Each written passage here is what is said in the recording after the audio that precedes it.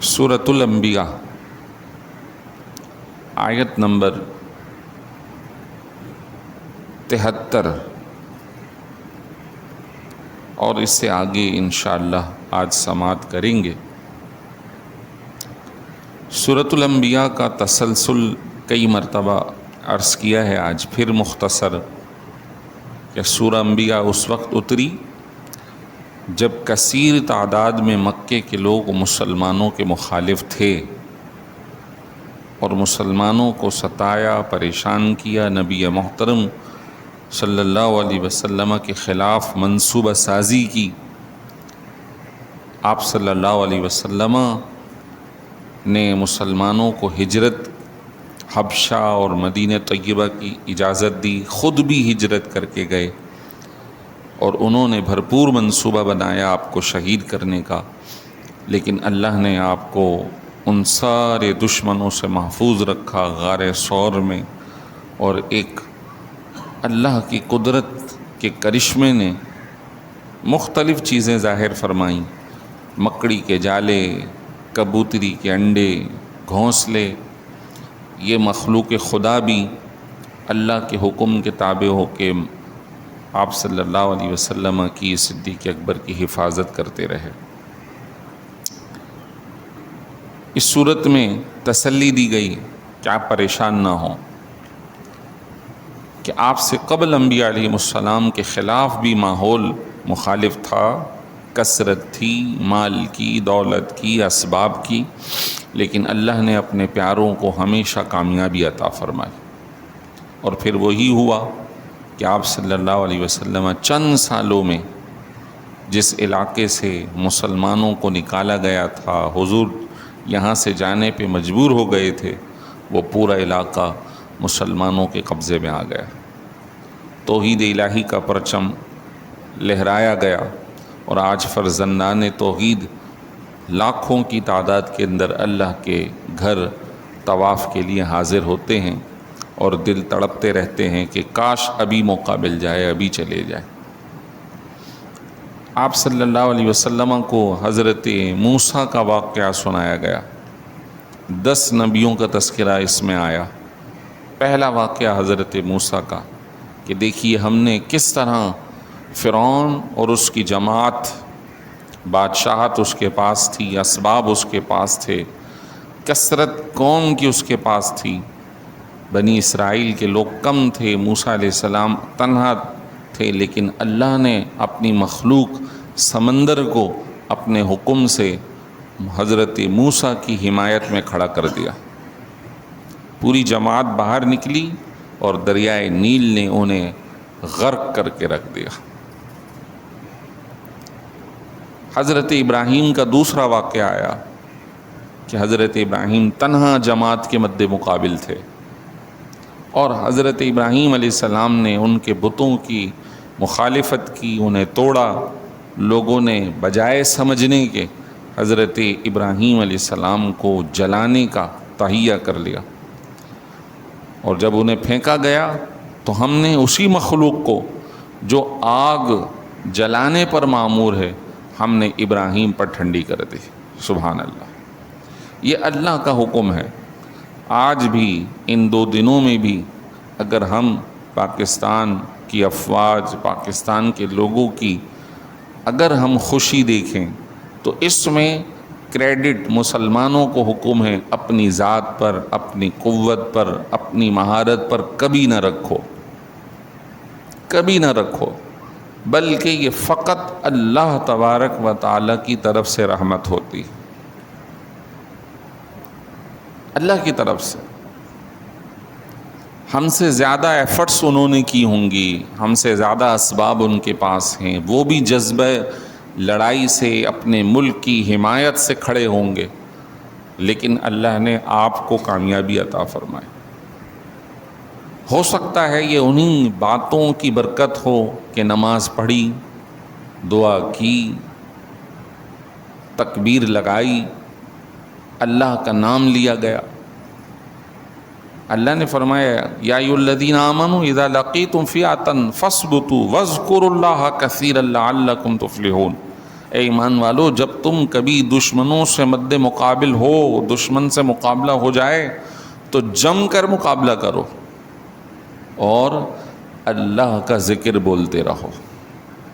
وَاذْكُرُوا اللَّهَ كَثِيرًا لَعَلَّكُمْ تُفْلِحُونَ، اللہ کی تکبیر بولتے رہو، اللہ اکبر بولتے رہو تاکہ تم کامیاب ہو جاؤ۔ سبحان اللہ۔ تو مومن کبھی بھی اپنی طاقت اور قوت سے لڑائی نہیں کرتا، اور کبھی بھی اسے کسی دشمن کے مقابلے میں اپنی طاقت پہ بھروسہ کرنا بھی نہیں چاہیے۔ یہ محض فضل الہی ہے جو اللہ تعالیٰ مومنوں کو ایمان کی صورت میں عطا فرما رہا ہے، اور یہی تعلیم اللہ تبارک و تعالیٰ نے رسول اللہ صلی اللہ علیہ وسلم کو ان 10 واقعات کی صورت میں عطا فرمایا۔ آپ پریشان نہ ہوں، یہ کثرت کوئی معنی نہیں رکھتی، سب ہماری اللہ کی قدرت میں۔ ہم نے کہا آگ کو کہ ان پر ٹھنڈی ہو جا، سلامتی والی ہو جا، انہوں نے تو بھرپور کوشش کی، وَارَادُوا بِهِ كَيْدًا، انہوں نے تو بھرپور منصوبہ سازی کی تھی، فَجَعَلْنَاهُمُ الْأَخْسَرِينَ، ہم نے انہیں نقصان اور خسارہ اٹھانے والا بنا دیا۔ سبحان اللہ۔ پھر آگے چل کے حضرت ابراہیم پر جو اللہ کی نعمتیں ہوئیں، رحمتیں مزید عطا کی گئیں کہ جو اللہ کی راہ میں چلتا ہے اللہ مزید اسے اپنی رحمتوں سے نوازتا۔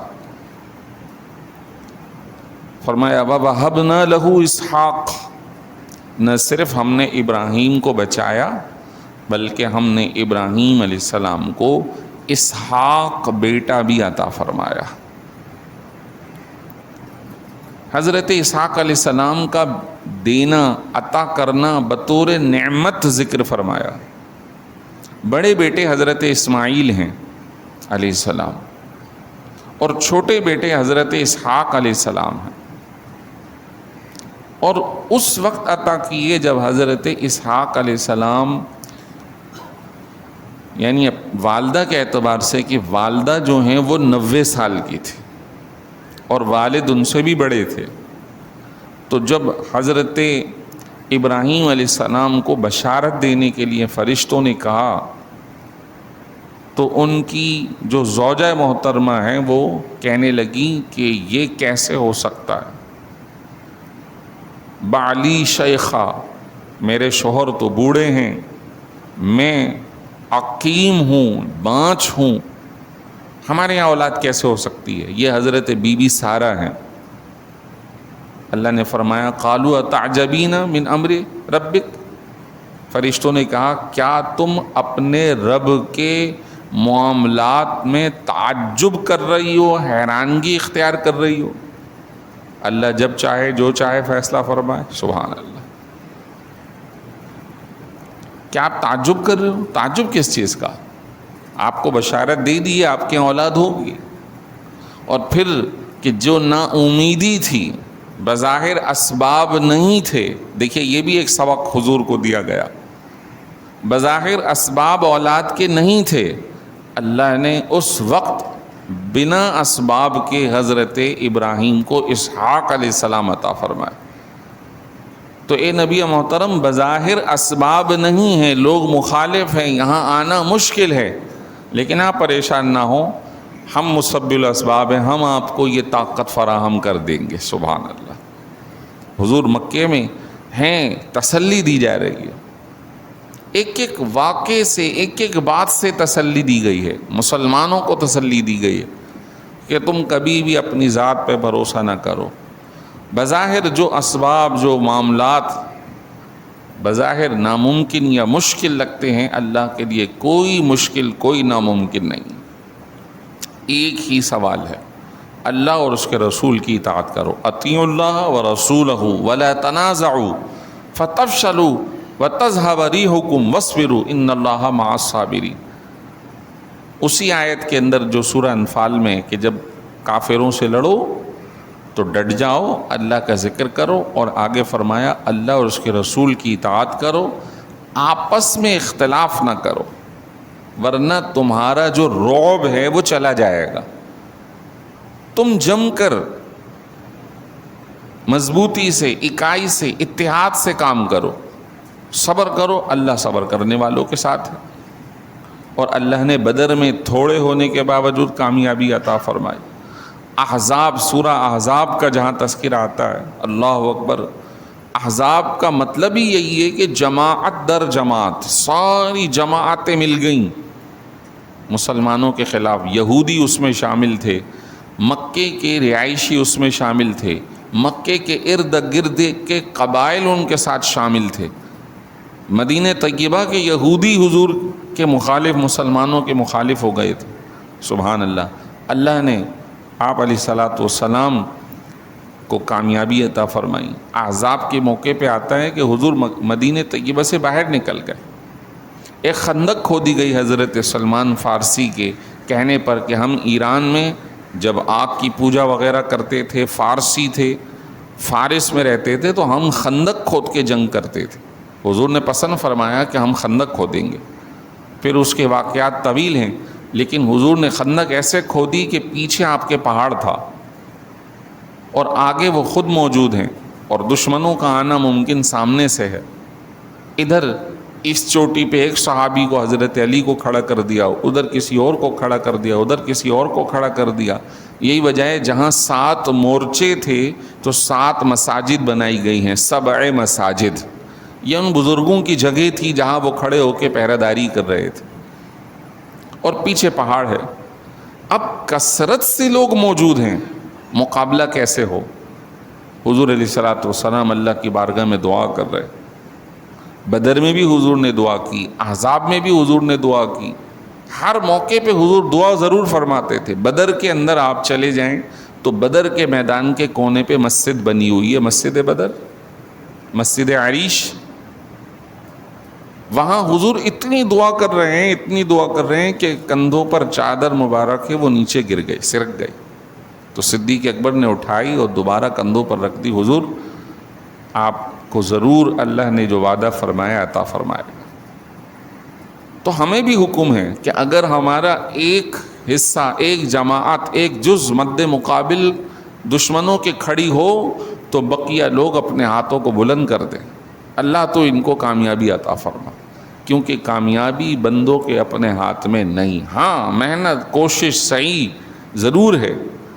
ہم بنی اسرائیل کی طرح نہیں بنائے گئے کہ جب حضرت موسیٰ نے کہا کہ چلو اسی بیت المقدس کو قوم عمالقہ سے تم فتح کرو، تو کہنے لگے فَاذْهَبْ أَنْتَ وَرَبُّكَ فَقَاتِلَا إِنَّهَا هُنَا قَاعِدٌ۔ اے موسیٰ آپ جائیے، آپ کا رب جائے، خود ہی لڑیں، ہم یہاں بیٹھے ہیں، جب فتح ہو جائے تو ہمیں بلا لیں۔ نہیں، قوم مسلم کو ایسا نہیں رکھا گیا۔ محنت، کوشش ہے، لیکن اس تمام کے باوجود اختتام اور کامیابی میرے رب عز و جل کے ہاتھ میں۔ اور کبھی ایسا بھی ہوتا ہے، کبھی ایسا بھی ہوتا ہے کہ آزمائش کے لیے ہمیں ہرایا جاتا ہے اللہ کی طرف سے، کوشش اور سعی کے باوجود۔ کیوں؟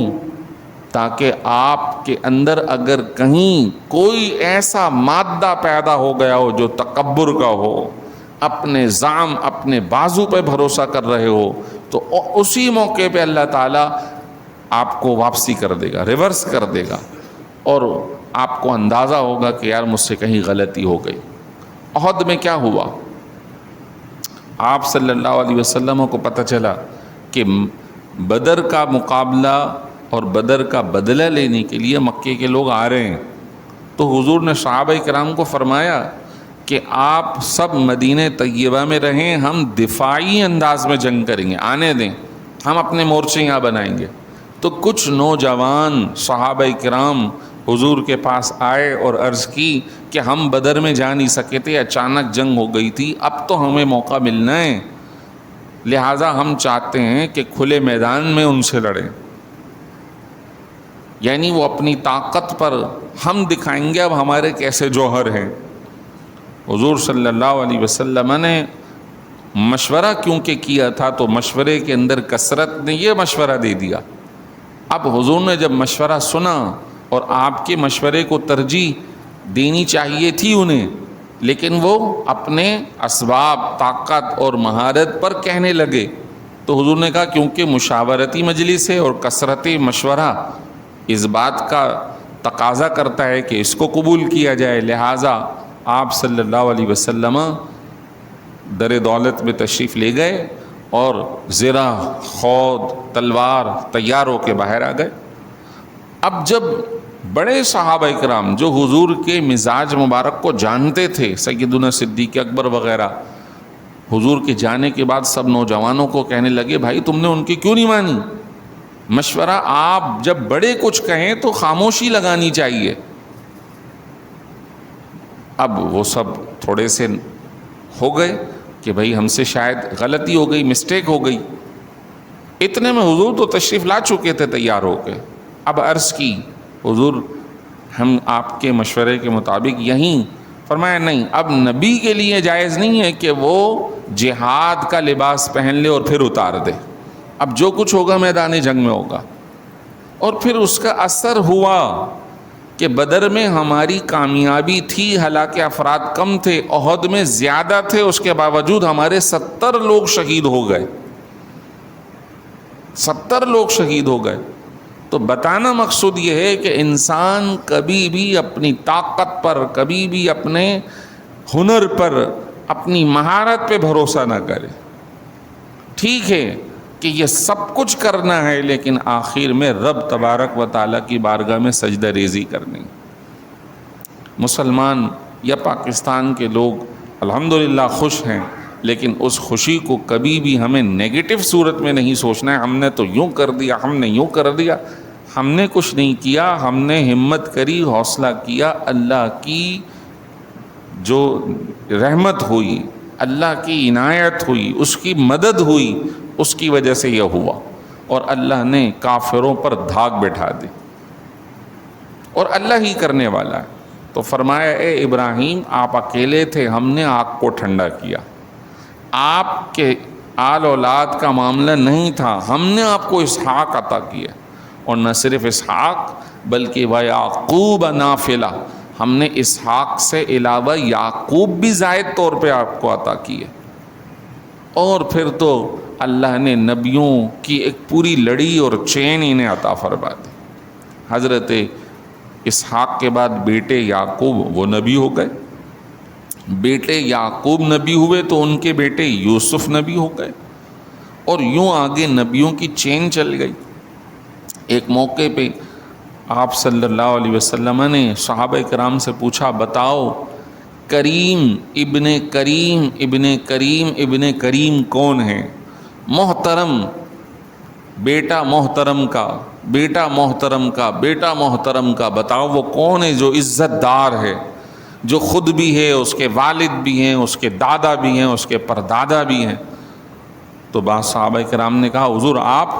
فرمایا نہیں، بلکہ وہ یوسف ہیں، کہ یوسف ان کے والد کو اللہ نے نبی بنایا، حضرت یعقوب کو، یعقوب ان کے والد کو اللہ نے نبی بنایا، حضرت اسحاق کو، اسحاق ان کے والد کو اللہ نے نبی بنایا، حضرت ابراہیم کو۔ سبحان اللہ، حضور نے ان کی بڑی عزت افزائی فرمائی کہ یہ 4 نسلیں اور مشہور و معروف نبی بنائے، اور اس کے بعد تو پھر سارے بنی اسرائیل کے انہی چین سے ہیں، حضرت موسیٰ بھی انہی سے ہیں، حضرت داؤد بھی انہی سے ہیں، حضرت سلیمان بھی انہی سے ہیں، آگے چل کے حضرت زکریا، حضرت یحییٰ، حضرت عیسیٰ، یہ سارے حضرت اسحاق کی اولاد میں سے ہیں۔ کہ کہاں تو ان کی والدہ بانجھ ہونے کی وجہ سے تعجب کر رہی تھیں کہ میرے یہاں اولاد کہاں سے ہوگی، اور اللہ نے انہیں ایک بیٹا دیا اور اس بیٹے سے پھر نسلوں کو جاری کر دیا اور نبیوں کی چین چلا دی۔ سبحان اللہ، یہ سب فقط میرے رب عز و جل کی نعمت۔ فرمایا ہم نے ہبہ کیا، ہم نے تحفہ اور گفٹ دیا ابراہیم کو، نعمت عطا کی اسحاق، اور یعقوب تو نفلی طور پہ دے دیا، اضافی طور پہ دے دیا۔ وَكُلًّا جَعَلْنَا صَالِحِينَ، نہ صرف اولاد دی بلکہ ہم نے ان سب کو صالحین بنایا۔ اور آگے دیکھیے وَجَعَلْنَاهُمْ أَئِمَّةً، ہم نے انہیں امام بنایا اپنے وقتوں کا۔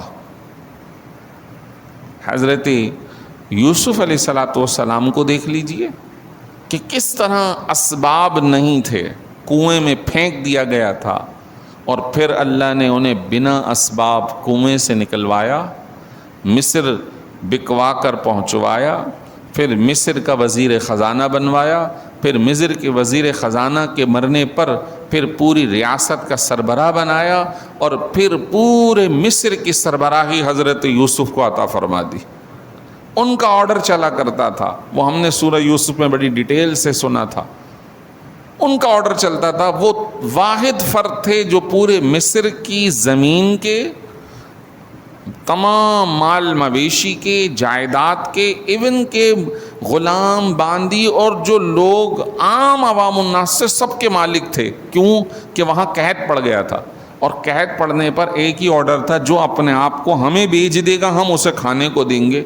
تو لوگوں نے اپنی اولادیں بیچ دی کہ یہ لے لو، ہمیں کچھ کھانے کو دو۔ پھر جب لوگوں کو ضرورت پڑی، کہا کہ بھئی آخری آپشن یہ ہے کہ آپ بھی ہماری غلامی میں آ جاؤ تو ہم تمہیں کھانے کو دیں گے۔ یوں حضرت یوسف کو بازار میں بیچا گیا تھا، لیکن اللہ تعالیٰ نے اس کے بدلے پورے مصر کو آپ کا غلام اور بکاؤ بنا دیا تھا۔ اللہ اکبر، اللہ اکبر۔ نبیوں کے لیے اللہ تعالیٰ نے اسباب سے ہٹ کر مدد فرمائی، اسباب سے ہٹ کر مدد فرمائی، اور ہم نے انہیں امام بنایا۔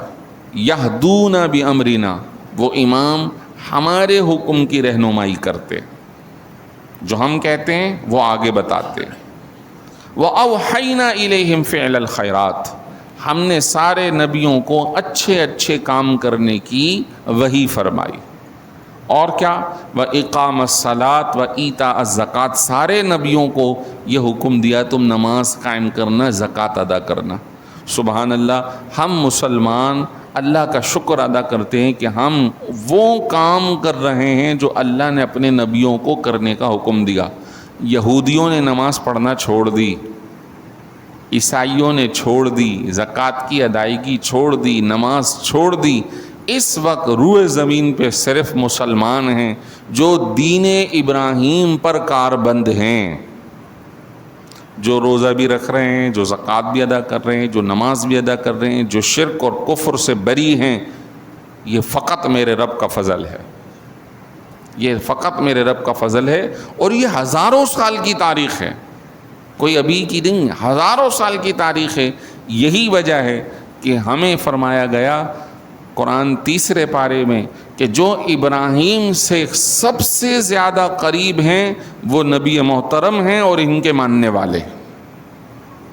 سبحان اللہ۔ وَكَانُوا لَنَا عَابِدِينَ، اور وہ سارے کے سارے ہمارے عبادت گزار تھے، ہمارے فرما بردار تھے۔ اللہ تعالی ہمیں بھی اپنی فرما برداری کی مزید توفیق عنایت فرمائے۔ وآخر دعوانا الحمدللہ رب العالمین۔